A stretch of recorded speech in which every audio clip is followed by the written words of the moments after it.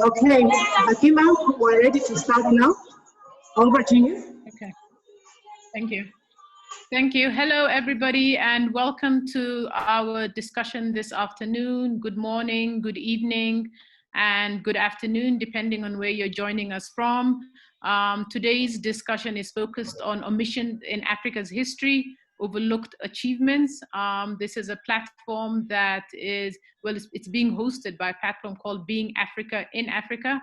For more information on this platform, please visit www.BAIAfricainafrica.com. We also have the founder of BAIAfrica on Africa online, but she's supporting us in the background as well. So if you have any particular questions or any suggestions for the platform, do reach out to her and she will see your information in the chat box. So I'm Hakima Haithar. I work with the Global Coalition on Migration. I have been working in the development sector for the past 17 years. My focus areas have been migration, philanthropy, governance, human rights. I've worked with the Ford Foundation, Amnesty International, Save the Children, and IDASA, to name just a few. So today we have 4 prominent speakers that will be speaking on this topic. The second speaker after myself will be Professor Laeed Zaghlami. He will be focusing on overlooked achievements of Africa in North Africa. He'll be focusing on Algeria and looking also at how the role Algeria played in decolonization. He's a professor in Faculty of Information and Communications at Algiers University, an associate professor of Faculty of Politics and International Relations, and he's published extensively in these areas. So do look out for him and look into the publications that he's already published. Then our speaker after that is going to be Dr. Nana Osei-Opare. He's an assistant professor of history at Fordham University. For his topic, he's going to be focusing on rethinking Africa's history and its glory, locating African history in African archives. He'll touch on Frank Fanon and Steve Biko's work, and as well focus on areas in Ghana. He is an assistant professor, as I said, of Africa and Cold War history at Fordham University in New York City. He's currently working on a book manuscript tentatively titled Hope Abound, Ghana's Cold War Project, and has also published his work in various journals. So you can also look out for some of his works. And then our last speaker for this evening is going to be Chao Tayana. She is going to speak on African digital history. And this is a platform that she's co-founder of. And she's basically going to feature and speak on some works in Kenya as well. She's the founder of the African Digital Heritage, an organization which seeks to research, strengthen, and develop the technical capacity of African cultural institutions and sector. She's also the co-founder at the Museum of British Colonialism, where she leads digital engagement and documentation. Prior to this, she worked for the Science Museum Group UK, designing interactive software for museum exhibitions. So we're looking forward to the discussion by the various speakers. And we're looking also to have engagement from you. So if anybody has any questions, please put your questions down in the chat. And after each speaker speaks, if you'd like a question directed at the speaker, I'll ask the question then. If not, I'll ask the questions in the end, depending on who the questions are for. And then just to remind all the participants as well that this is being recorded and streamed on Facebook, and there'll be a link on YouTube. Okay, and with that, I will start my presentation.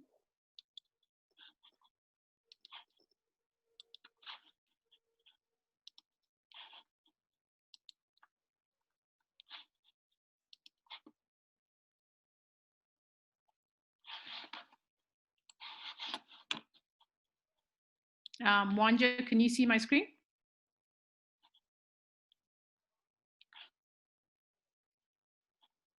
Yes, your screen is on. Okay, excellent. Okay, so I've I've divided my presentation into 5 parts. Basically, the topic is on omissions in African history, African migration trends. I basically talk about the context where we more or less come from and what we have forgotten. So it's not more an omission, it's more about what we have forgotten and what we need to remind ourselves of.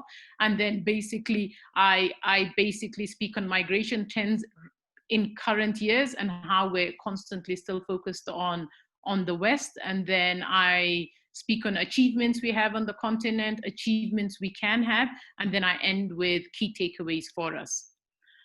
So in terms of the context, this is basically what the continent looked like. This is the partition of Africa. This was in 1885 to 1914. And as you can see, Africa was basically divided up by Europe into various chunks for everybody. But I think what we forget about as we think about Africa and the Africa we live in is the resources that Africa has. So while Africa's been divided, the resources of Africa has been divided. And this story is a story that continues to recent years. So this is more or less what we have to constantly remember, that this is what the continent looks like. And this is not extensive as well. We're a highly resourced continent, and we constantly need to remember that.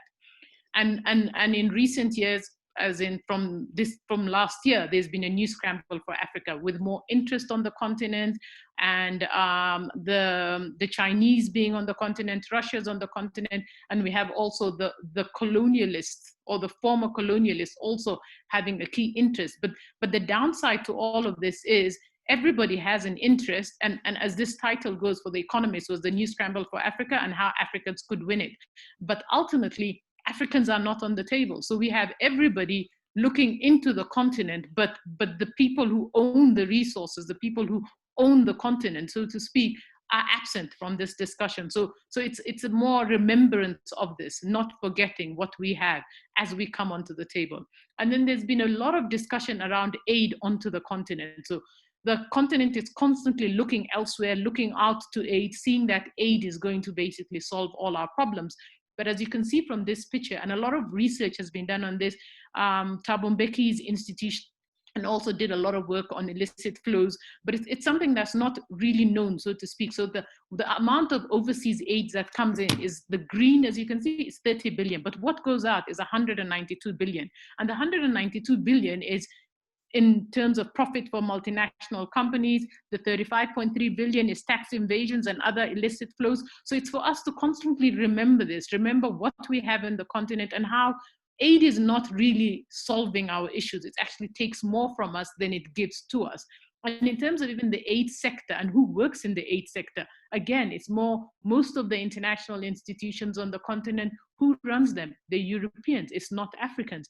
Who basically, in terms of inequalities, who basically earns the higher salaries, who gets an expat salary. So we continue to feed into this, the West is better than Africa. So even when we have pay structures, the pay structure is European gets paid more than the African. And these are things we don't look into or overlook, so to speak, but it's stuff we need to constantly remind ourselves as a continent. And then I had this was more or less, I was looking at this, there's the link at the bottom, you can't see the whole document on IOM in terms of migration flows. But what's interesting in terms of migration flows on the continent is that people who actually leave the country most recently, the minute we have Africans that are slightly affluent, we actually go back to our former colonies. So Angola would go more to Portugal, West African countries go into France, and then you have the Commonwealth moving into the UK. So we're constantly going outwards instead of looking inwards in terms of what we have and what we can give to our people as well.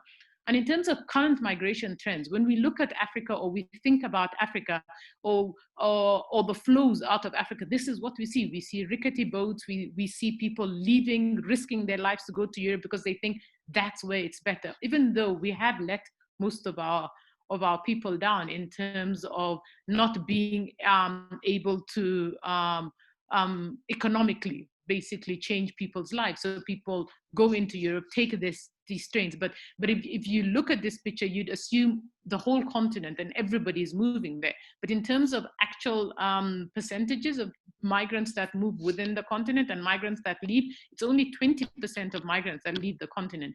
80% of migration on the continent happens on the continent.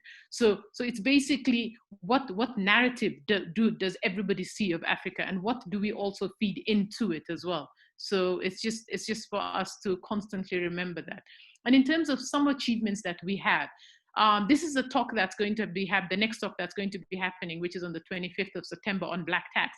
But I called it African philanthropy because it is African philanthropy. So the few things that we've done very well, which comes from the sense of Ubuntu, and like they say it in South Africa, and it is Harambee in Kenya, but it's always people coming together and basically doing more. So we see it as Black tax must be done. But if we think of grant systems work in the same way. It's basically money that's being given for scholarships and for other things that need to be done, education. But ultimately we do the same, but we don't see it in the same frame of work. And there's a colleague that's done a lot of work on this that sits at Wits University. He basically calls it African philanthropy, and his PhD was on it. So it's something for us to look about in terms of us naming things differently, because I guess we always call it negative, because Black tax sounds a bit negative compared to African philanthropy. And also African philanthropy has increased on the continent. So it's something for us also to think about with Mo Ibrahim and Dangote and others.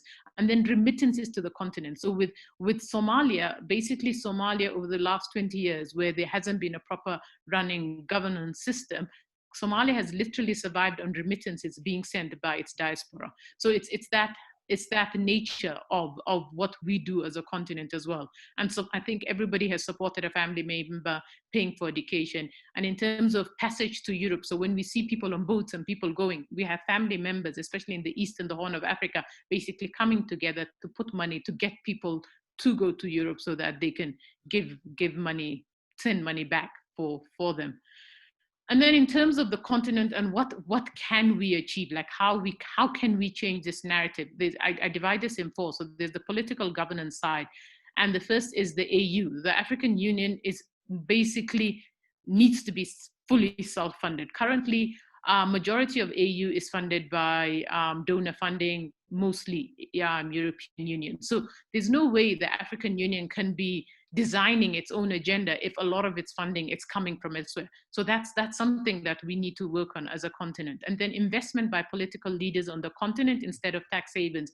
With this again, it's so when money is taken out, like the diagram I've shown in terms of how much is being taken out from the continent. We have political leaders as well, taking money, putting it into Switzerland, put it into the UK and other tax havens. But if anything ever happens to these leaders and they die, that money stays in Switzerland and the UK. It doesn't stay on the continent. So it's constantly, the continent is basically constantly being stripped out. And then they're strengthening governance structures on the continent and national levels, equality in governance structures. We keep talking about having women's representation, but not getting there. That's something that needs to happen if we need more of a vibrant African continent as well. And then also what we don't realize is women raise homes, so to speak. So we need to change the narrative as well. And then the promotion of African excellence, African scientists, educators, creators. We don't hear this. This is the whole PR of the continent. We don't talk enough about ourselves. We only hear the negative stories, and these negative stories have to be changed. And then there's the economic sovereignty.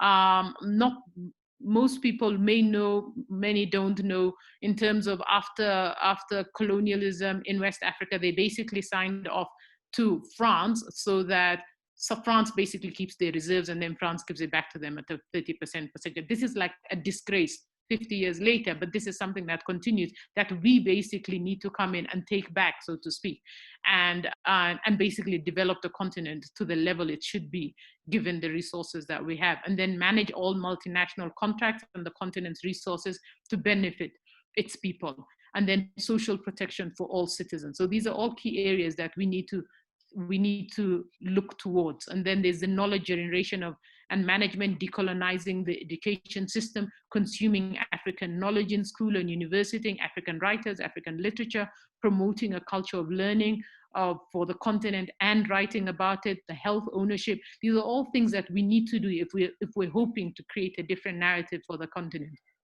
And then strengthening family ties, reducing gender-based violence, promoting gender equality, empowering young boys.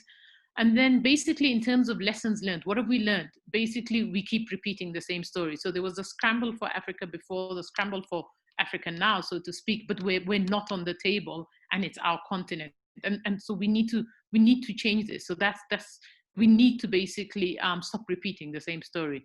And then key takeaways for you is Africa is a resourceful continent. We need to look inwardly instead of outwardly, instead of thinking our solutions are outside. Basically, the West is better, and not realizing how much we have as a continent to be able to come onto the table with a stronger voice than we have. And then we need to decolonize the education system, because without knowledge, without changing the way we think, this isn't going to change. So we need to create a different narrative for the continent and a knowledgeable, active citizenry. So thank you very much. I'll stop sharing my screen. If there are any questions, I will read. Okay, we only have 2 questions, which we can read at the bottom. If there's no other questions, I think I can move on to the next presenter. Hakima, I don't know if John is ready, because he had a generic question or input. John Lumbe? Okay, John, over to you, John. Sorry, I came in late. The thing is, I came in the middle, so I can't ask a lot, but I'll hear from the next presentation. Okay, all right then. So Dr. Laeed? Yes. Zaghlami, it's you can present now. So you have 10 minutes.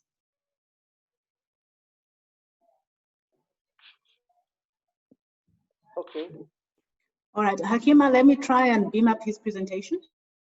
Okay.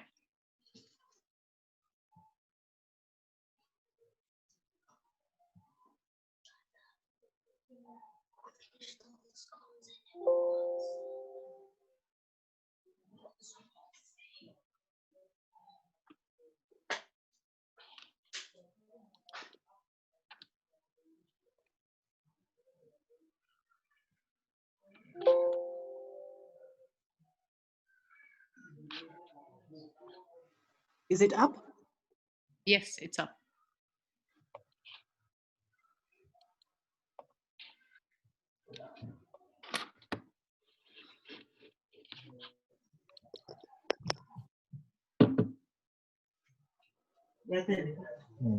So, you can go ahead. Okay, good morning, good afternoon, good evening for everybody. Thank you for having me on this webinar. Of course, thanks Hakima for your presentation. And of course, you paved the way for me to be more optimistic. And of course, there are matters for hope in this continent. I think, first of all, we should acknowledge that our grandparents have given us the independence in 1950 and 60s, and we must support that burden and to give a chance to the continent to take off the ground. And of course, I am confident that there are matters for hope. And talking from the North African perspective, I would say from North Africa, and particularly from in the middle of North Africa, Algeria, I think here we feel proud of being a member of the Pan-Africanism. And of course, we do have our roots in human history, geography, politics. Hi, can you see the participants now? I'm not able to see them if somebody's waiting. Are you able to admit them? Excuse me. Manja, your speaker's on, if you could mute yourself. Apologies. Sorry, Dr. Laeed, you can go ahead. You're on mute. Dr. Laeed, you're on mute. We can't hear you.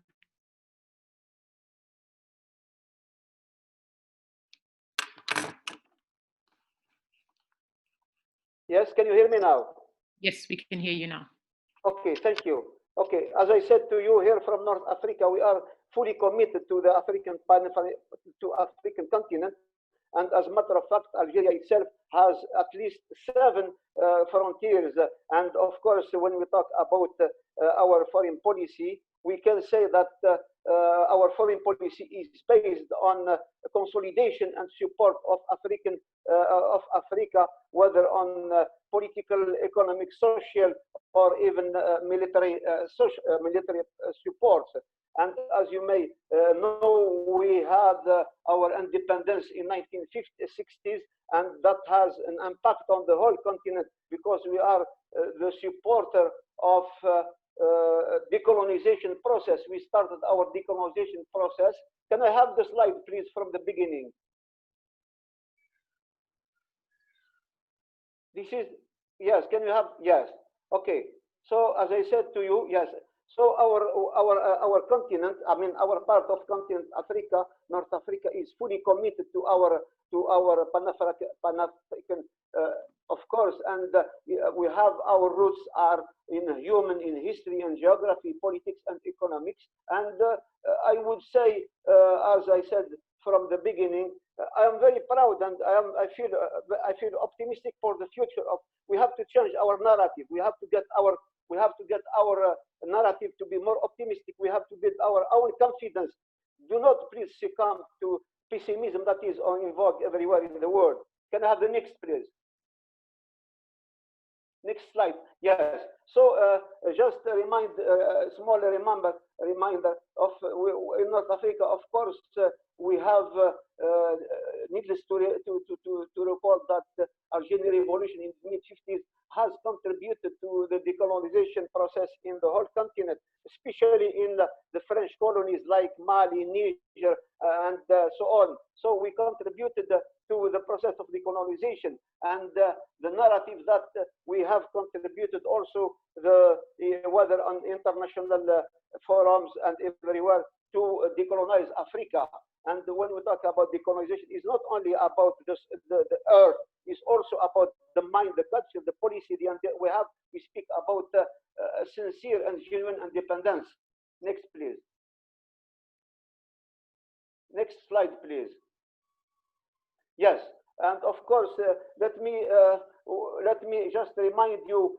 During decolonization, we have a press of, for instance, in the case of North Africa, most of countries in North Africa were occupied by the French, and therefore the colonial press was heavily present here. And I gave you some example, of course, besides the Spanish, but that it was an instrument to introduce what they call civilization, culture, and education. But of course, they tried forcefully to perpetuate the foreign occupation of the continent, of this part of Africa. But of course, the reaction was so fierce that in Algeria, for instance, we have journalists who fought for the independence, and of course, there was independent press. Next, please. Next slide, please. We have the next. We have political leaders who were involved. I give the example: 1963, our President Ahmed Ben Bella, with of course Emperor Haile Selassie and President from Egypt Gamal Abdel Nasser and a bunch of other leaders have contributed to the creation of the African Union, of the Organization of African Union. And needless to say that that has paved the way to a wave of independence throughout the continent. To give you an example, in Algeria, we have Frantz Fanon, who is from Martinique. He contributed also with his pen to contribute to the independence. Algeria has of course, provided political, social, economic, and of course, military support to Zimbabwe, to Zambia, to Angola, their support to movement of independence. And we are still proud of having done our duty towards this continent. Of course, we can say that Algeria has contributed one way or the other to, and we are still contributing, as we are still host of many African institutions. Take the example of AfriPol, which is the police of Africa. We have also the Center for Terrorism here in Algiers. We have also Energy Commission for Africa. That is to say, recently only we created the new agency, National Agency for Development, especially dedicated to Africa. And I'm confident our narrative, the Algerian political discourse has not changed. As you may know, we have been involved in security and peace matter in Africa, and we have been particularly active in decolonization and in solving so many problems between Ethiopia and Eritrea. Also, we tried to solve the situation in Libya, in Western Sahara, and so on. But that is to say that Algerian political foreign affairs towards Africa has not changed. We are committed to supporting to all, of course, subject of issues of decolonization. Of course, recently we ratified the African Free Trade, and 2 days ago our Minister of Trade was in the deep on the south about starting already bilateral commercial negotiation between Algeria and Mali, between Nigeria and Mauritania, and we have also, in addition to that, so many projects that boost the African cooperation in the fiber optics, in the oil gas between Nigeria and Europe through Algeria, and also the highway transnational. I would say there is hope.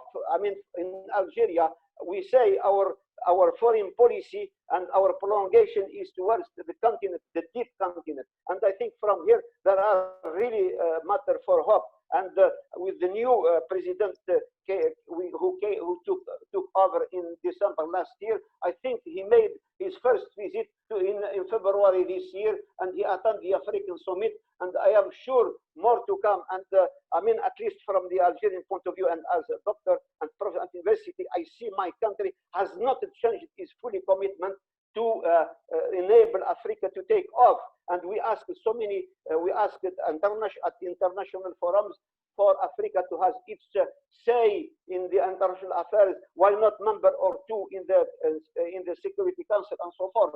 So there are really matters for hope, and we should not succumb to pessimism that is in vogue in everywhere. We should rely on ourselves, and continent is the future. The African continent is for the future. Why I say that? Because when you look at so many summits between Africa and Europe, between Africa and I would say USA, Africa and Russia, Africa and China, Africa and Japan, Africa and South Korea, Africa and Turkey. That is mean a lot of the whole continent is the whole country, sorry, in the world, the whole world is interested by Africa, and the African people should take this opportunity, and to be the forefront to defend their rights, fight for democracy, for social justice, for press freedom. And I think for this I am optimistic, and the way is paved, and the agenda 2063 is the target. Thank you very much.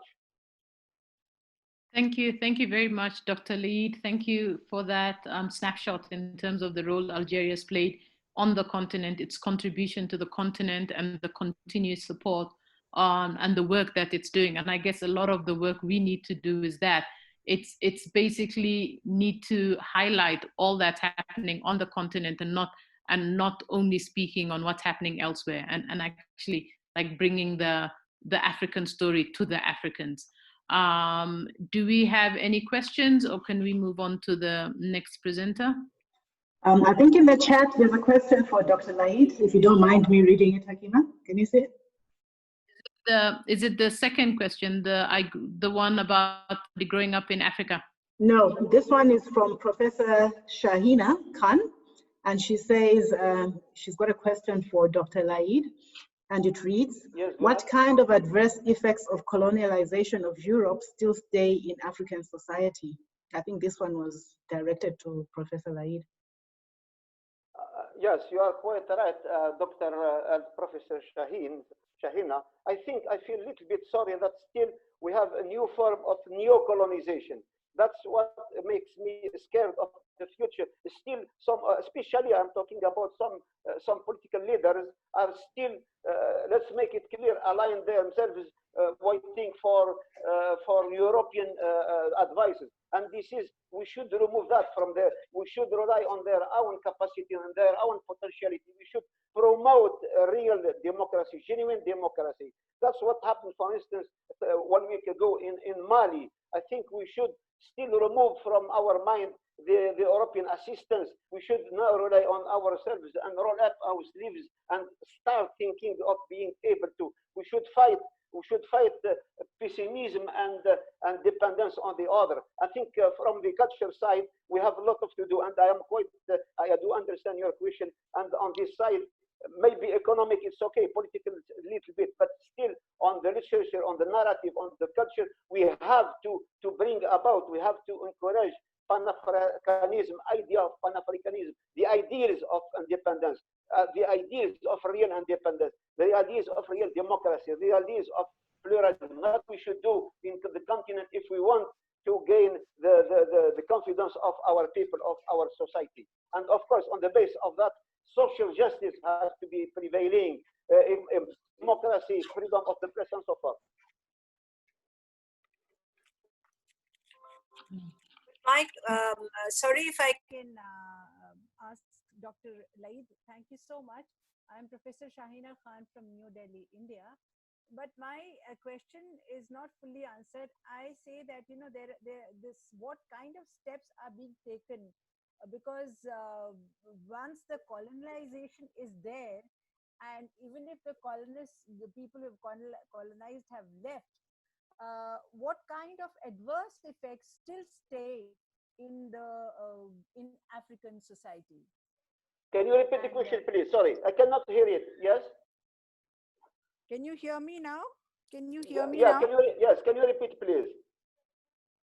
Yes. Yes, Dr. Laeed, I thank you so much for answering my question, but I want further clarification because I live in New Delhi, India, and I want to know that what kind of adverse effects of colonization of especially the Europeans who colonized in Africa, what kind of adverse effects still stay in the African society? Yeah, well, that's yes. You know, I'm taking the example of Algeria. For instance, French occupation in Algeria lasted for 132 years, and it was uprooting the whole Algerian values. So it is very hard to distinguish. Sorry, it is very hard to put an end to the French presence, and more than that, we have the French culture around. We have television and so forth. But of course, the Algerian, my answer, I would say, we should, our leaders, our political, and of course, decision makers should think how to restore, how to gain confidence of their own people by really promoting, as I said, democracy. They should stop being part, they should stop, of course, they should stop, they should stop relying on the others. But until now, we have done a lot, but more is still missing. And from that point of view, of course, it is not easy to restore democracy. And we have, I take the example of Algeria. One for the last years, we have one of the corrupted regime in Algeria. Now we start to renew our leadership, a new political leadership who is committing himself to establish a new democracy. So the question is there. I think we should give people a chance to express themselves, give an equal chance for everybody, whether in education, whether in health, whether and real pluralism and freedom of the press. Thank you very much. Thank you. Thank you. Thank you, Dr. Khan. Is there other questions, or can we move on to the next presenter? I also typed a question for Ms. Hakima, and my question is about the migration. The migration has psychological effects on people left behind. You know, people migrate for work or for greener pastures. And what about the people, the rest of the family, especially the elders of the family, who are left behind in Africa? How do they deal with it? Okay. so when I was presenting, I gave the example of remittances. Sometimes it's a sacrifice that the family makes in terms of the family feels the only way they're going to get out of poverty is if basically somebody is technically sacrificed to some degree. So they put money together, especially in the Horn and the East and the Horn of Africa, put money for the child to take this journey. And the idea behind it is that the child will find a better life and the child will basically send money back home to make their lives better. And then there's also the case of Ethiopia. So you have a lot of Ethiopians that basically take, it's called the Western route into Saudi Arabia. And there's like massive abuse in Saudi Arabia.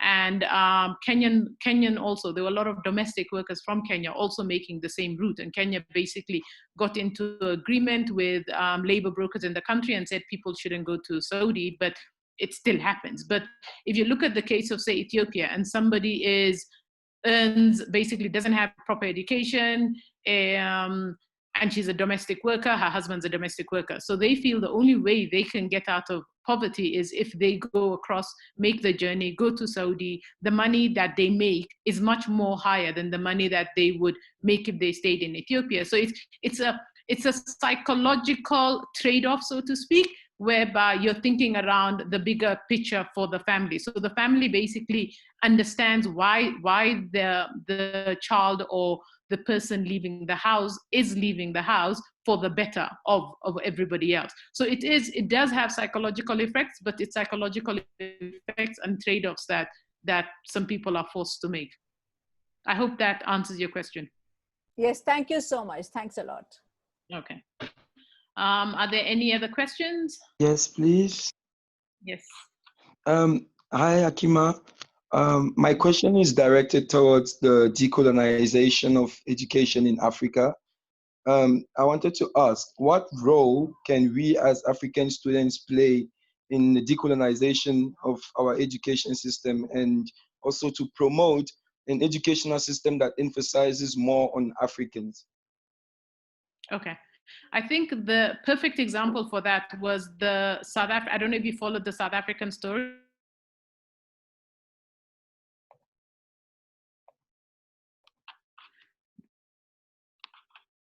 Sorry, Mwanja, I think you'd muted all of us. So in terms of, I'm saying there was an example in terms, I think the best example so far for the continent was South Africa, in terms of when they had the fees must fall, the decolonizing of the education system. So it was a momentum in the right direction, but it's also died down. But then also within South Africa, there's the question of decolonization that constantly happens and the Africanness of South Africa. But then in the other front, you have the xenophobia that happens. So ultimately, it's if we're going to talk about decolonizing the education system in Africa, and then we basically turn around and then we don't see African migrants in the same sphere as other migrants, then it's like the mental shift that we also have to make as a continent as well. Are we Africans? Are we not? And if we're Africans, we also need to start appreciating Africanism for what it is, and having that conversation constantly. So the conversation that happened in South Africa is good, and it's a conversation that should continue and have momentum on the continent. So students in university should demand of this in terms of looking at different literature, looking at different African literature, and basically pushing for that in terms, especially at university level, which is much more flexible in terms of asking for other literature and basically focusing on African and literature. I hope that answers you, Tachaku. I don't know if I said your name properly.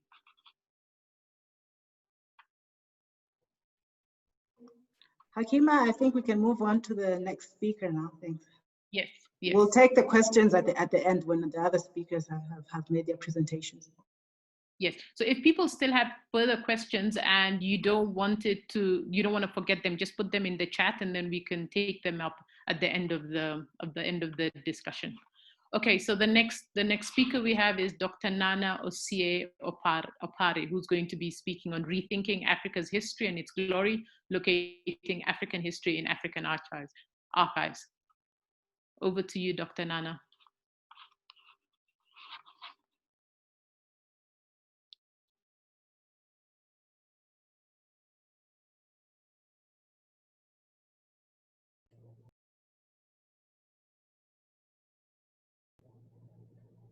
Hello, can everyone hear me?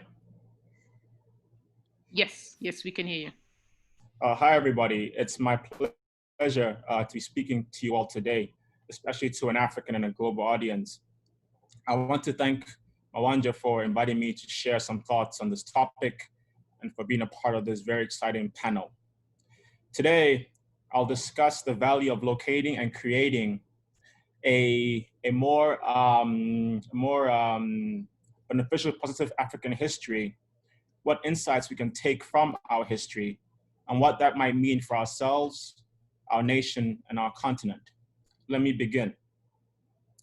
The acclaimed psychiatrist and Caribbean post-colonial theorist and anti-colonial fighter, Frantz Fanon, was highly critical of Black people's quest to discover a Black past. Against the backdrop of supremacy, colonialism, and decolonization, Fanon mulled over the current importance of Blacks discovering the existence of a 15th century Black civilization. Moreover, he argued that the past cannot be, quote, our guide in the actual state of things, unquote. For many in today's audience, this theory might be considered blasphemous. Chief among them was Steve Biko, one of the leaders of the Black consciousness movement in South Africa. Although not in direct dialogue with Fanon, since Biko rose to prominence a decade after Fanon's death, Biko offered a different conception of the past. Biko insisted that African history, particularly a positive Black history, was of utmost importance and that it needed to be discovered and written. Biko claimed, quote, a people without a positive history is like a vehicle without an engine, unquote. For Biko, the first step to rewriting African history was to acknowledge that white scholars have, quote, distorted, disfigured, and destroyed, unquote, African and Black histories. Second, Biko called for African historians to produce narratives that deliberately disrupted hegemonic European historical discourses. In this brief talk, through the lens of two temporal distant events, first, a story of Mansa Musa, a 14th century ruler of the Malian Empire, and the other, of Ghanaian workers during the Kwame Nkrumah era, I attempt to occupy a space between Biko and Fanon. The 14th century Malian Empire leader, Mansa Musa, believed to be the third wealthiest person to ever grace the earth, took an important trip to Egypt. When he arrived in Egypt, he had spent so much gold, legend says, that the price of gold in Egypt was depressed for the next subsequent decade. We can read the story in two ways.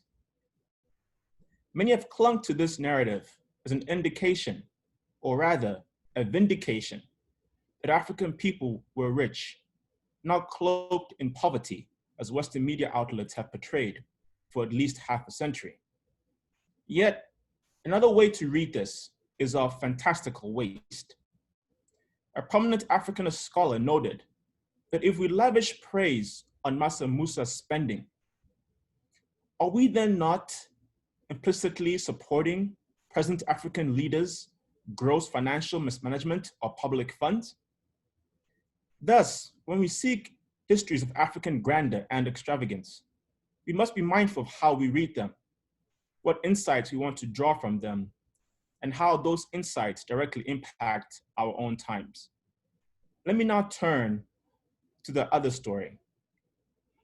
Despite what I call post-colonial African archival pessimism, the idea that the post-colonial African archives are too fractured, disorganized, or empty to give any value in reclaiming our histories, I argue that we can find good, positive stories that eliminate how everyday people like you and I fought against racism, stagnant wages, discrimination, and political and economic malfeasance. Scattered in the Ghanaian archives are a host of stories and letters written by security guards, drillmen, secretaries, laborers, and others that advocated for better living conditions, and criticized officials for failing to create a more equitable society. Let me tell you one such story. On May 28, 1962, Kofi Boaku, the Ghanaian Minister of Defense and a critical theorist in Ghana's socialist project during the Nkrumah years, arrived in a truck with 2 army officers at the newly constructed army barracks at Aprendu, a small town located west of Takoradi, Ghana. Baku and 2 military officers had traveled far to visit the workers who had just constructed the army barracks. Most of the workers were brought with their wives and families to the Western region from other regions to work on the project. The European contractor responsible for the workers' salaries had vanished and failed to pay them. Through their petition letters, the workers lamented that their position was very critical and decried being, quote, fancy men forced to frequent cassava farms with their families to beg for food. Rather than thanking the workers for their patriotic sacrifice and ensuring that they would get some sort of money for their efforts, Baku left the bus and dismissed their complaints. Baku informed the workers that, quote, none should entertain the idea that the government was going to pay them, quote. Baku warned imprisonment for those who refused his offer to work for the Workers' Brigade without wages, and those who were found at the army barrack site. Flanked by the 2 army officers, Baku chased those who had denied his offer from the compound with his stick. The workers noted that perhaps Baku had, quote, forgotten that if you trouble a hungry snake, you'll force it to bite you. Yet, we are not snakes, and we will never act like that, end quote. The workers decried being treated as goats and warned the commissioner of their strength and importance to the Ghanaian national project. The workers reminded the commissioner and the government that the government drew its strength from the workers and that there were almost 1,000. And if they, quote, were to die of hunger, it would be a great disaster. Be a great disaster to the Ghanaian nation, end quote.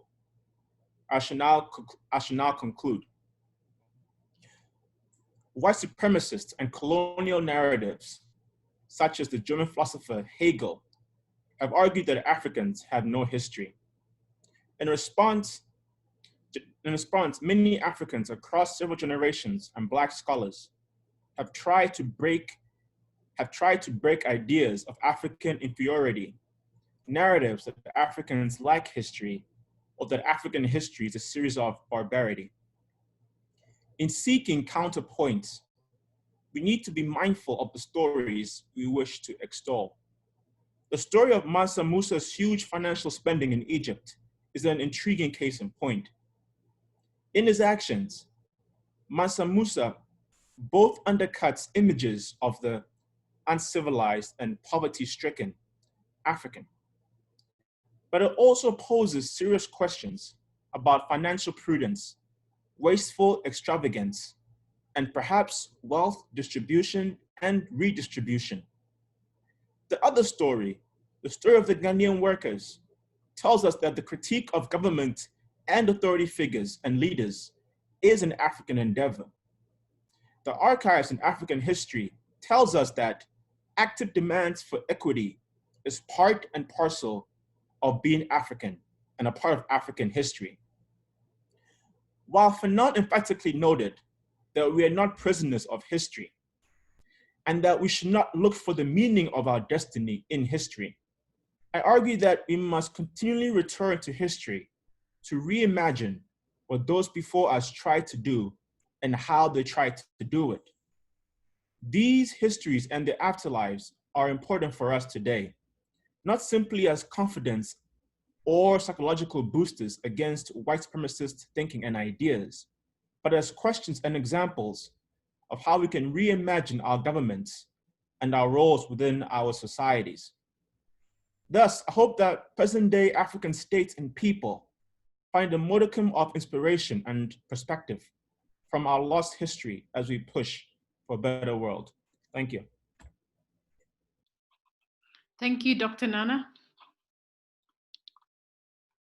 Thank you, Dr. Nana, for that brain twisting sort of narrative in terms of not one author speaking about us not looking into our history, but then we need to look forward as well. And I guess both of them make sense in terms of our past does matter, but we shouldn't let our past basically hold us down. We should basically create a different narrative for ourselves. So I think with that, I'll go into the next speaker who basically flows nicely into about the digitalization of our history and how we can recreate our history, and as well, how do we ensure that there's a history that we speak about, so to speak. And then we'll have questions for both of you at the end. Thank you, Dr. Nana. Over to you, Chow.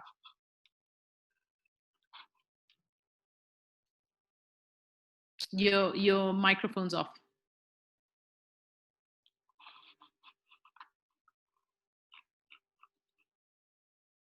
All right, I'm unmuting her now.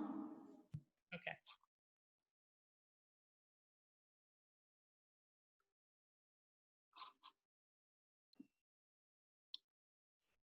Hello, everyone.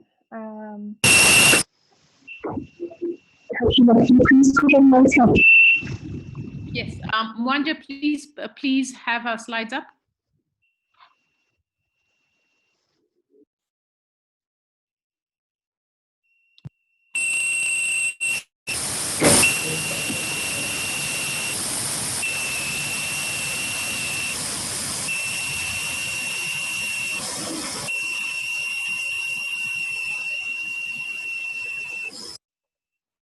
Okay, I'm beaming it up. Just give me a second. Okay.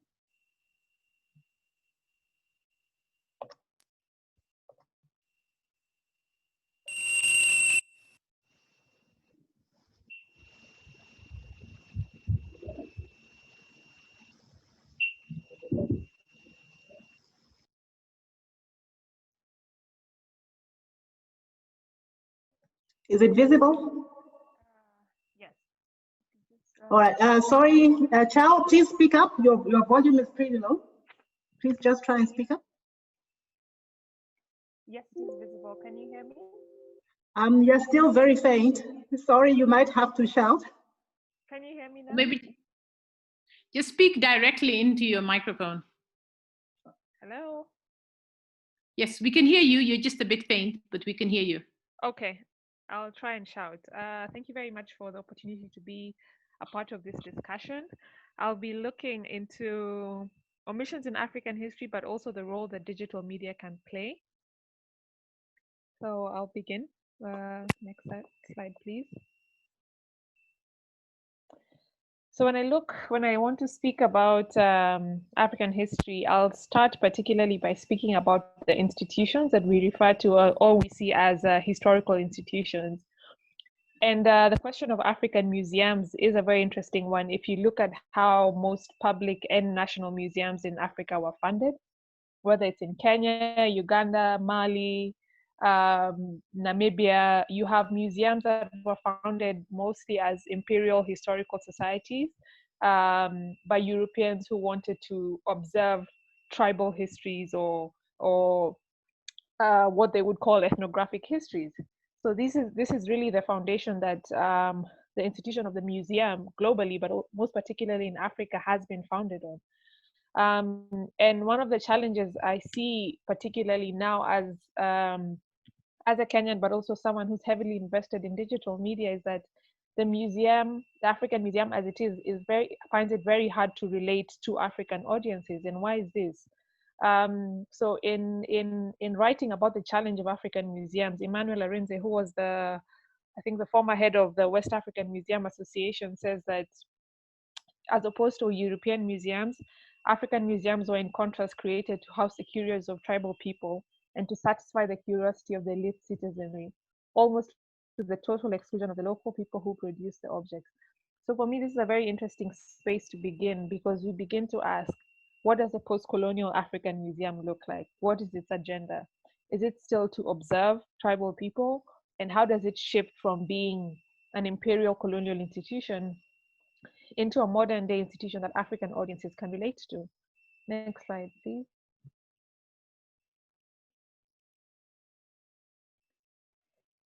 So where does the digital fit in? In a sector that's historically founded on exclusion, bias, and frankly, the disregard for indigenous knowledge, the disregard for oral history, the disregard for sources that are not legitimate, I say legitimate in quotes, how do we use digital technology to dismantle these structures and redefine what museum practice means to us, but also in general, how we participate in African cultural heritage? And there's I would say a misconception or a conception that the digital is democratic, that everything about the digital means democratization. But we know that digital technology is not neutral. Algorithms have been proven to be racially biased, even artificial intelligence. So how can we begin to say that when we bring digital into culture, it automatically evens out the playing field? It doesn't. And we know that digital spaces can manifest the same structures of inequality and privilege as physical spaces. Next slide, please. So it's interesting that the previous speaker spoke about Mansa Musa. And today morning I was on Twitter, and this is the first thing I saw. The tweet below says that Jeff Bezos became the first person ever worth $200 billion. And someone said, this is how they rewrite history. Mansa Musa was estimated to have over $400 billion. So for me, this was a very interesting segue into the discussion today. And I think it was obeying the fact that Nana also spoke about it. But I'll approach it probably from a different perspective. And this idea that we do not acknowledge anything that has happened that the European world has not sanctioned or has not understood. So I find it very interesting that this man Brian, who had 35,000 retweets, challenged this idea and challenged this openly in a platform that we didn't have these platforms before, to offer a counter narrative. Next slide, please. And this led me thinking. So I started a bit of research, and I stumbled upon a theory that Mansa Musa's predecessor, who was Abubakar II, had actually sailed to the Americas 200 years before Columbus arrived.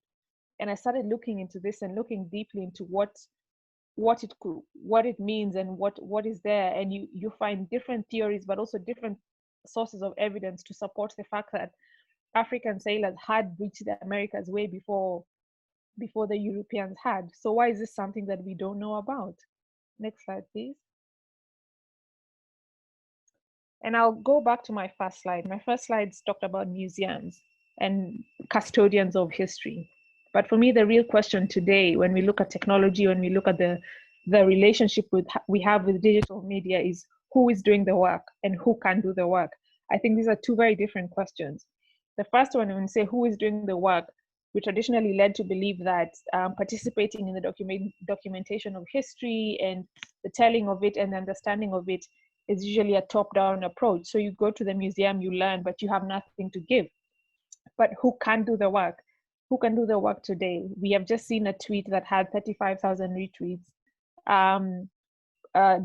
countering a narrative about an American person being the wealthiest person on earth. So I guess what we are seeing today is that there's a much, much more bigger and greater impetus for audiences and people who are in the private sector, people who are not necessarily in museums or in the cultural sector, who are challenging these narratives in one way or another through digital media. Next slide, please. In Kenya, for example, we have a platform called History Kenya, which is a privately run digital community that shares photographs and threads and information on Kenyan history, combining their audiences on Facebook, Instagram, Twitter, and more. They have over 162,000 audiences. And you can imagine this is not when information is retweeted or shared. So you can imagine the reach that they have. This is not a museum. It's not a government institution. It's not even an institution. It's a group of private individuals who are taking this upon themselves to look at counter narratives, but also to make collections accessible, digital collections accessible. These are photographs, videos, archives, and more. Next, please. The same can be seen in Uganda. There's a platform called History in Progress, which is a private initiative, and they're digitizing and sharing historical photos from private collections. On Facebook alone, they have 20,000 views, 20,000 members. And you can see also this creates a space for people who have private collections. And I want to share my grandfather's history or history of my family. Where do I go? So you can see that digital platforms are also morphing into spaces where we're not only seeing collections from the National Archives or the national museums, people are actually sharing their own personal histories. And we know that, for instance, when you look at African history, we know that there has been a very biased, a very colonial, a very racist attempt to erase things that have happened. And perhaps looking at the role that the private sector, but the private sector, I mean individuals, can play in countering this narrative is something that we need to look crucially at. Next slide, please. And finally, in Zambia, we have the Leading Ladies podcast, which is also a private initiative called the Women's History Museum, who launched a podcast looking at the lesser known histories of Zambian women and their contributions to Zambian history. Again, we have 90,000 views in less than 2 years. So what are we really seeing here? By any contrast, if you look at physical museum visits or visits to archives, we cannot match these numbers: 162,000, 90,000, 200,000. What are we seeing here? We're seeing that digital really, really has the potential to impact African audiences in ways that we haven't seen before. Next, please. So I'll speak about previous slide, please. So when we speak about omissions in African history, I think we're looking at, yes, pre-colonial history, but we also need to critically think about post-colonial history. What has been omitted? You know, we know that our education systems are not sufficient enough in the sense of how they look at African narratives. And I'll give you an example of Kenya. During the colonial period, the British government basically constructed a network of more than 100 camps and villages in Kenya to detain people who are fighting for independence. I don't know if you've heard of the Mau Mau uprising, but this was an armed rebellion that took to the forest and guerrilla warfare to directly challenge the acquiring of land and the removal of natives from their land in Kenya. So the British government's response to this was to lock people up in camps and villages, torture them until they renounced the Mau Mau or took an oath saying they renounced the Mau Mau. And by the end of detention, which was around 7 to 8 years, you have 160,000 people passing through this network of camps, with 70,000 people being detained at the peak of emergency. Next slide, please. So when I talk about camps, that's a map of Kenya. When I talk about camps, I'm not just talking about one camp or two camps. Every dot that you see on that map is a detention camp. But what happens after independence is that the narrative of the camps and their presence from Kenyan history is virtually erased. The archives are shipped back to the UK and destroyed in an operation called Operation Legacy. And the Kenya government, the succeeding Kenya government, suppresses this history, largely known as them collaborating with the British. Next slide, please. What's interesting about the case of the detention camps in Kenya, as someone who's grown up in Kenya, I've been through the public education system, public schools. I never once heard of detention camps in my country. I only came across them in London in a book written by an American author. So that was the journey that it took me, a Kenyan, a third generation Kenyan, to learn that my great grandmother was detained in a camp. So when we talk about omissions in African history, I think we also need to broaden the scope into understanding that even things that happened 50 years ago could be omitted. And it needs to be a very, very active approach into trying to document this history and make it accessible. And what we've been doing, I am part of an initiative called the Museum of British Colonialism. And we are a digital museum. We are made of volunteers. And we've been working to uncover the history of the camps to map them digitally, to create digital reconstructions so that Kenyans and the world and people in the UK understand that these buildings were there. After independence, most of the camps were either destroyed, turned into prisons or schools. So there's really not much in the way of saying there's commemoration or gazettement of camps. And we are using digital technologies as a very direct and very low cost, but also a very accessible way to access audiences and say, this is the reality of the situation. We are private individuals and not necessarily coming from a museum background, but saying this is something that we can do and show our sources, etc. So when we look at the place of digital within history, I think what we need to do is also look at the sources that we are using. Are we just using archives? Are we also using oral history? Are we using academic literature? Are we using books? I think there's bias in each and every source, and we can't just be relying on the same sources to reconstruct the same narratives. So this is a digital visualization that you can see. The one on the right is a 3D visualization, and the one on the left is the archival image. And this is of a entrance to a camp in Kenya. You can see a watchtower, you can see people leaving the camp, but this is not here today. All of this was brought down. So what we've been doing is trying to reconstruct these centers with digital tools just to visualize how they might have looked. Second slide, please. This is another visualization also based on archives. As I said, these buildings are not here today. So if you go to this location, you won't know that there was a camp. So this is how we've been really trying to counter the suppression of history, but also the omission of this narrative from our collective national memory here in Kenya. Next slide, please.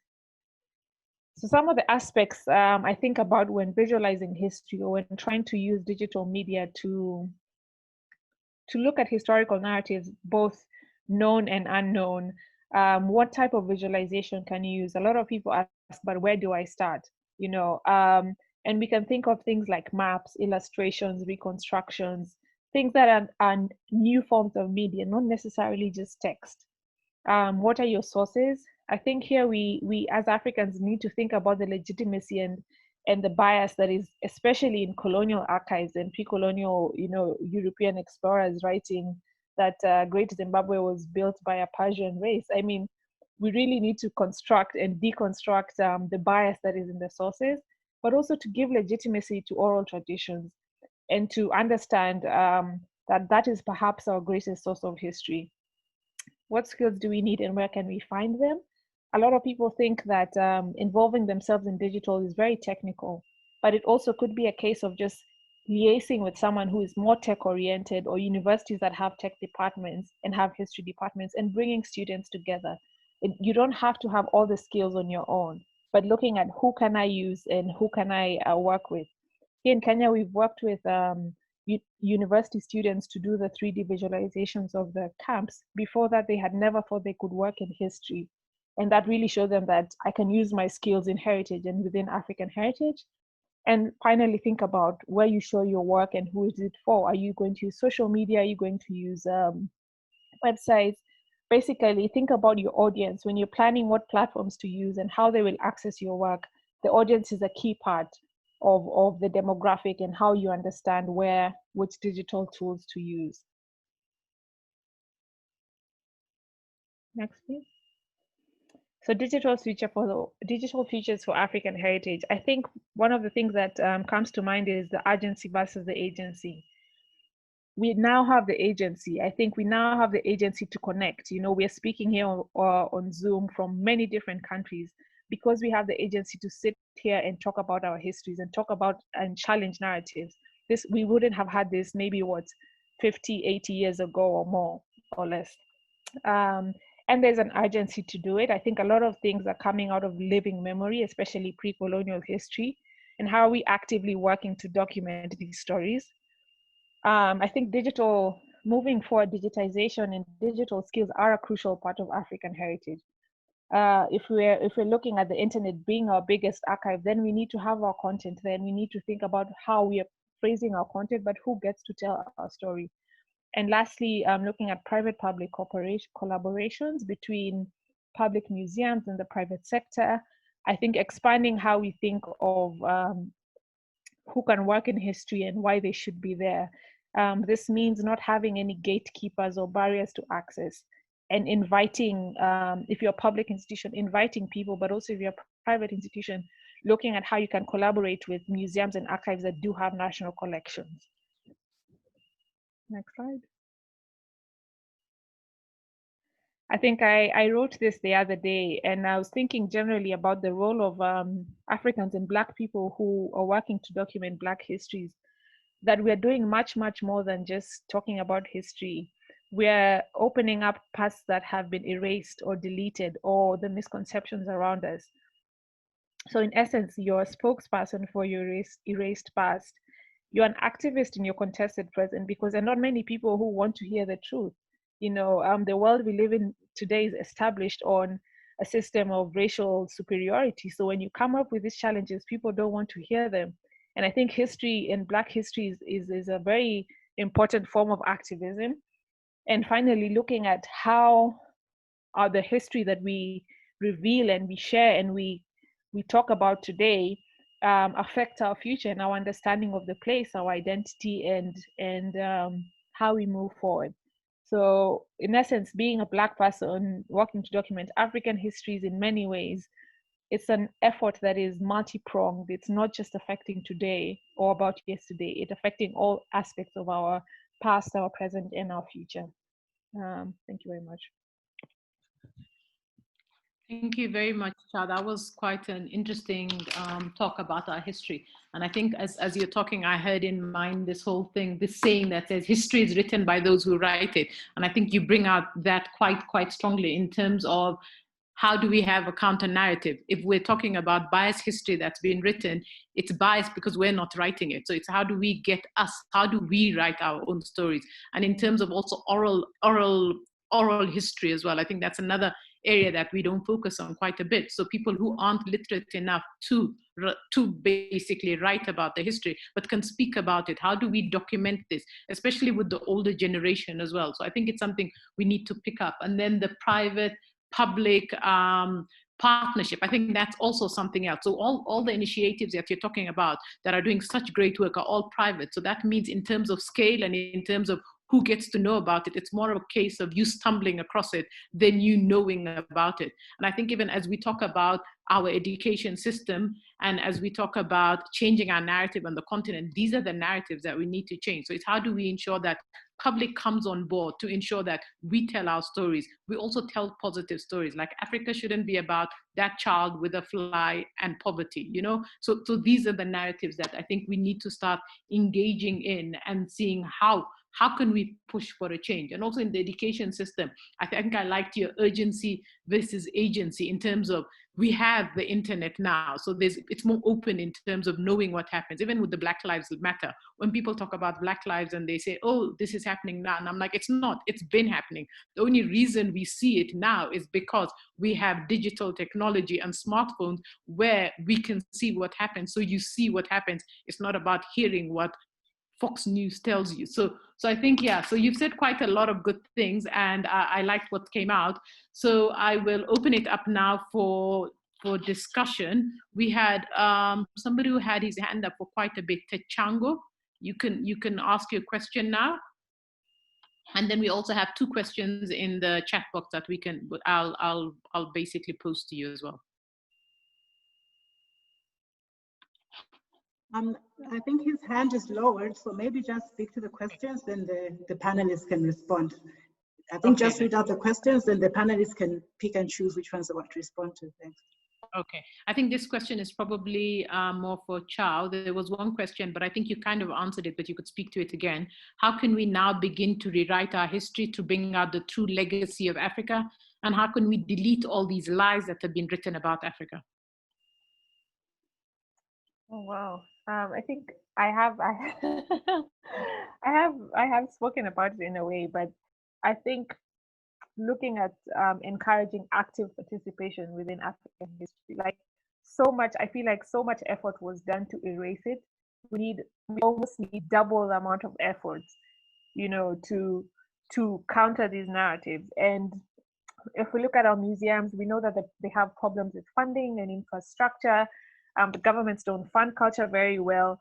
So I think that if we actively start looking at participation within history and saying that you as an African, you can go and find out something, you can do something, you can go and ask something, not just leaving it to institutions. Let the experts and the institutions support you, but it can't be a one-person job anymore. It can't be a one-group job, or these are the experts, or these are the museums. We don't have the luxury of sitting down and waiting for this to happen. I think we actively need to encourage participation, whether it's in schools from a very young age, whether it's in universities, at any point that we can enable people to participate, to ask, to write, we should do it. We should get rid of this idea that you have to have gatekeepers and people, men. I myself, I do a lot of work in Kenya. And the most interesting thing is when I say I'm working in history, people don't believe me. I could go to a site and say I'm documenting this site, and people will say, why? I say, because of I'm documenting history, but why? It's because I don't fit the profile. You know, I'm a young black woman who's going out to take photos of an archaeological site. That's not what people are used to. If I was an older white man from King's College, nobody would ask questions, you know. So I think we need to normalize this idea that we can participate actively, very actively, in one way or another, in changing this narrative. It's not an expert's job or university job only, or a museum job. We all can do something with the internet, with the agency that we have now. This is our time and this is our space. I know it might sound idealistic, but I think we have to participate. We can't just be passive about accepting what's said. We have to go out and actually speak to people, find this narrative, challenge this archives in any way that we can. Okay, thank you. Thank you. Wow. So then there's another question we have here. It says, I grew up seeing African documented as a continent engulfed in poverty issues of corruption, tribalism. My parents to date believe there isn't much to talk about in terms of African history, but colonialism. The question is, what measures are there in place to make sure that the future generations have a better idea of their history? I don't know if Nana, would you like to take that?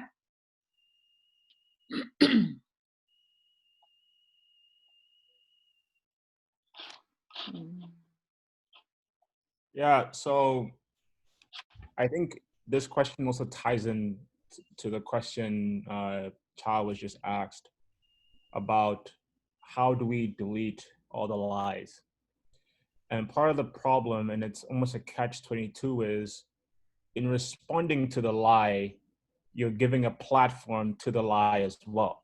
So that lie keeps on being passed around in the history books, even though we respond to it, because it's always there, right? I'm writing against this.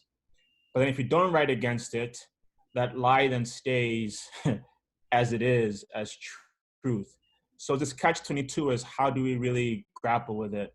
In terms of colonialism, you know, because if we talk about how it's taught, you go colonialism, and even go before that, you have 300 years of slavery, right? Depends on where you are. And so, but the question is, I think, why, if we say Africa is poor, as you mentioned, Hakima, why is Africa poor? Or rather, as my colleague said, why is Europe rich? Not why is Africa poor, or why is Europe rich? And we need to be able to rephrase statements and questions that better get, as you pointed out in your talk, better conclusions. And if we continue to frame our history and argument within the European framework, we'll always lose. And so sorry, I'm not rambling, but last point is, Europeans said that we are uncivilized because we can't write, okay? We can't write. If we spend time trying to find societies that could write, we are then saying that everyone else on the continent who couldn't write is uncivilized. Is that the framework we want to move forward? We should say writing doesn't mean anything. Whether you can write or not, it means nothing. We created good societies. And so we have to be sharp as to how we frame debates and what we want that to be. Thanks. That's actually a very good point. That's, I think, the question around accents as well. There's a woman who was talking about the minute you have an accent, people assume you're not intelligent because you have an accent. So if you try and counter narrative it, you're basically giving it more presence and saying that that's true when that's not true. And it's like we need to ignore certain things and basically stick on our paths instead of trying to decide what they said is correct, therefore we're going to prove you wrong. There's another question for Cha, but it's not really a question. It's just asking you to share a link to your digital museum. So maybe just put it in the chat so everybody has that. I think we have time for one more question and then we can close. So if there's any questions for the floor, Andres, I think do you have your hand up or do you just have a thumbs up?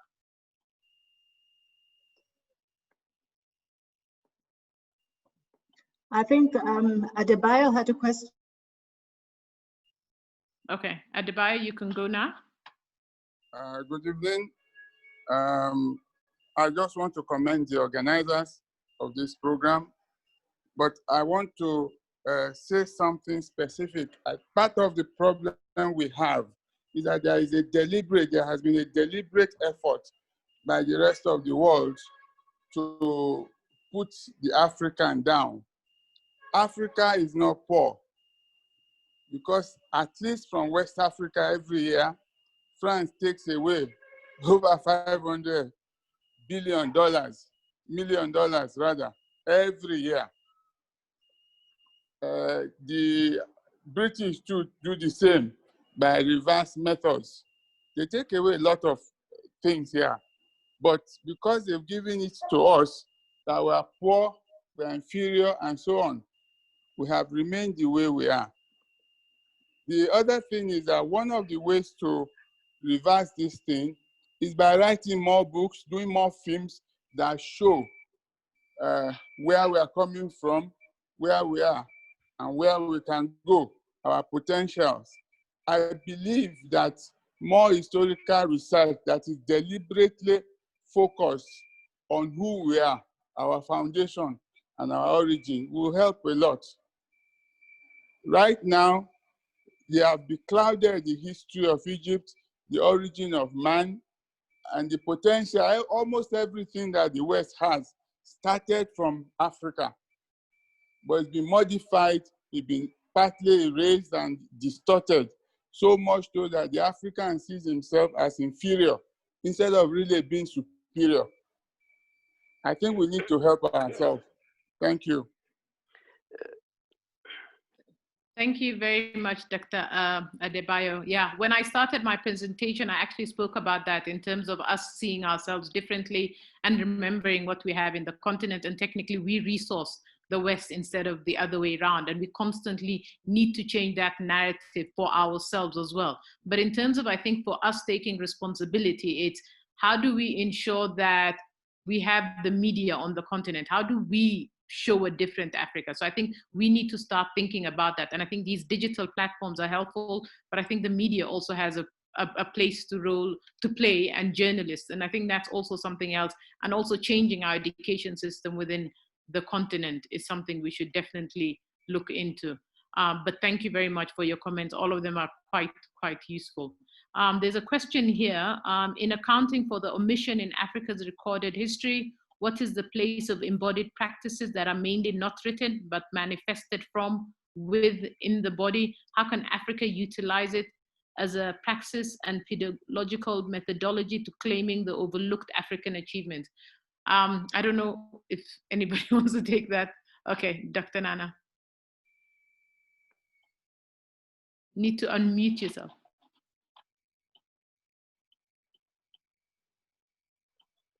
Thanks for that question. I rose my hand to answer because my advisor and director, he works on embodied knowledge and forms, and how can we think of a spirit?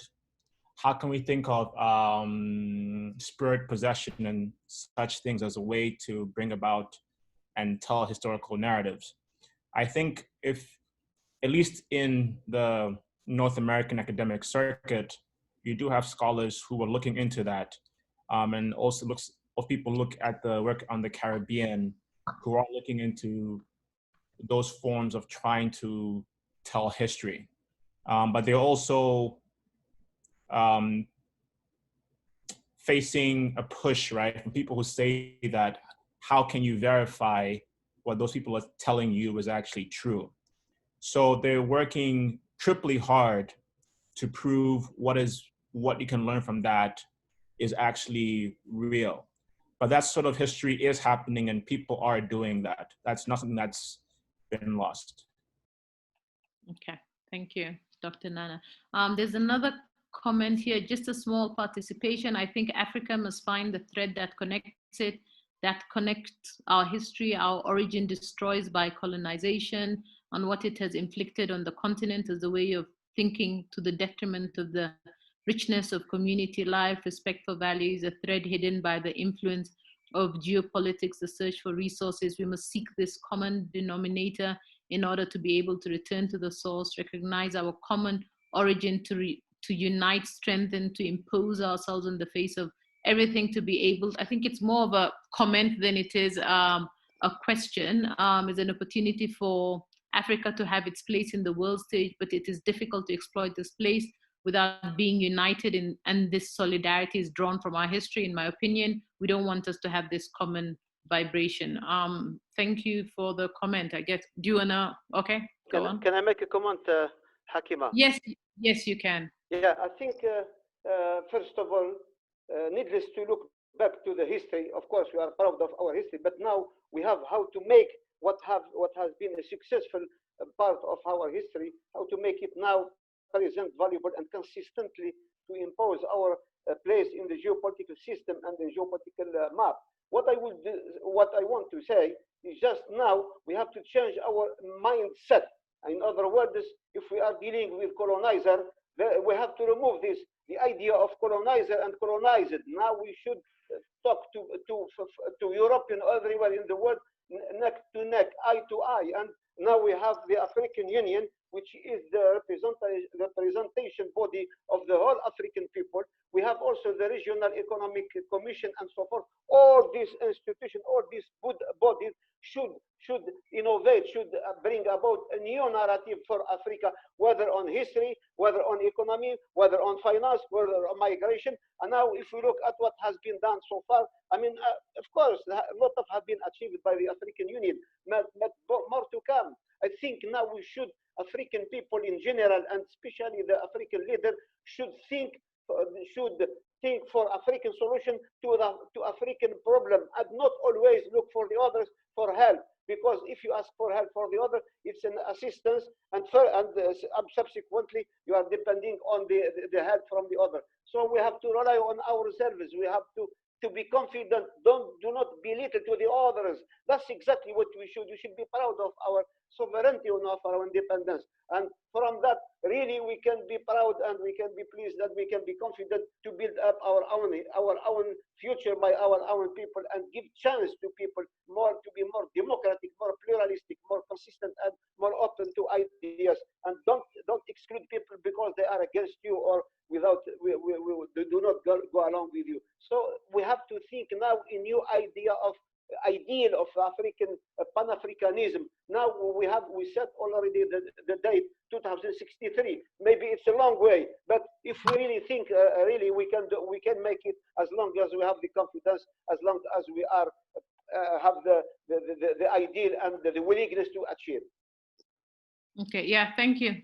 Thank you very much, Dr. Laeed. You're very correct. I think it's in this, I think it's a couple of things. It's like when I was talking about the new scramble for Africa, and what Africans need to do is be on the table and not wait for things to happen to you, so to speak. And then the other thing is with the African Union, that's basically supposed to lead the continent and the whole idea of Pan-Africanism. But if it gets majority of its funding from the European Union, we're not basically, we're not putting money where we're supposed to. We're not taking charge of our lives, so to speak. And I think that's also something we need to start pushing for and demanding as well.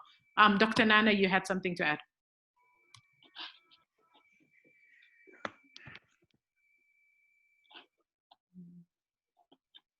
So I think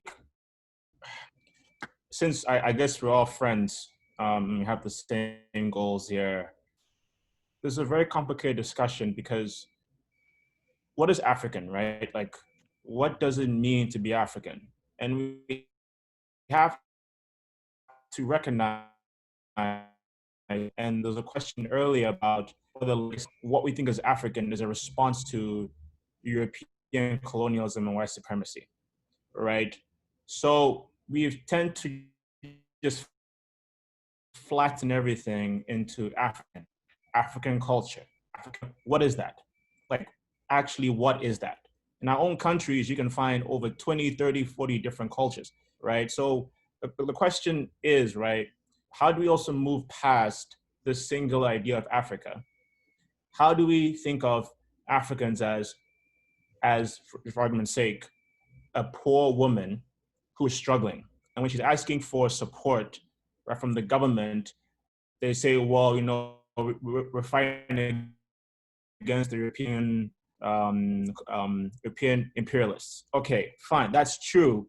We also need to really break down these comments and have these tough discussions amongst ourselves. Is what is African? What is our goal? And how are we gonna achieve it? And once we can do that, right, we will have to create a new African culture because one has never ever before existed, right? We have to create one. And I think the question is what we want that African culture and what an African to be, because it hasn't been done before and it's up to us to shape it however way we see fit. Yeah, thank you. Thank you, Dr. Nana. Actually, I think those are like great parting words. I think even now with all that's been happening with COVID, there's been a big push towards the need for a new social contract. And I think that's what we more or less need to create for Africa. What do we want as a continent? What is African? And Africa is not homogeneous as well, the different tribes. And basically, if we drill down, it's more complicated than I think we give it credit for. So it is definitely something we need to think about. And I think with that, I'm going to close the meeting. I'm going to thank all the speakers. Dr. Nana, thank you very much. Thanks for taking the time. Thank you for sharing your thoughts. Thank you very much, Chow. And thank you very much, Dr. Laeed as well. If the speakers would like to share their contacts, they're welcome to share it in the chat box. And Chow, there was a question for you as well in terms of speaking around, thinking about looking into oral history as well, but we don't have time to take that, but maybe you can share your contacts in the chat and the conversations can continue. So thank you very much. And thank you to the organizers as well, Mwanja, and for having this platform, having this space for us to have discussions around African issues. Thank you. Thank you. Bye-bye, Goodbye, everybody.